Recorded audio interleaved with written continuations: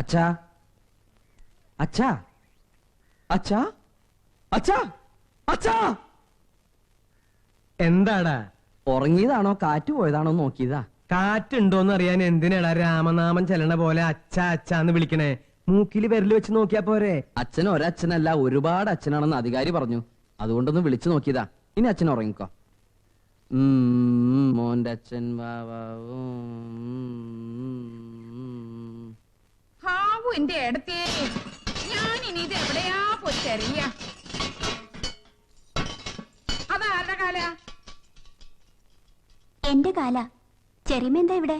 നിന്റെ കാലുമേ പാദസരം ഉണ്ടായിരുന്നല്ലോ, അതെവിടെ? അത് കുളിക്കുമ്പോ ഞാൻ അഴിച്ചു വെച്ചു. അസലായി. ഇന്ന് നിന്റെ കല്യാണം നിശ്ചയിട്ട് അത് അഴിച്ചു വെക്ക. അതൊക്കെ ഇട്ടിത്തിരി ശബ്ദം ഉണ്ടാക്കടേ. ഏടത്തിയുടെ നിലവിളക്ക് കട്ടിലിനിടയിലുണ്ടോ എന്ന് ദിനകരൻ പറഞ്ഞിട്ട് അതിവിടെ കാണാനില്ലല്ലോ. ആരെങ്കിലും കട്ടോണ്ട് പോയോ ആവോ? നാട് നിറച്ച് കള്ളന്മാരാ, എന്താ ചെയ്യാ? അതിനാലും വിഷുക്കണി വെക്കാൻ ചെറിയച്ഛൻ കൊണ്ടുപോയതല്ലേ, പിന്നെ ഇങ്ങോട്ട് വന്നിട്ടില്ല.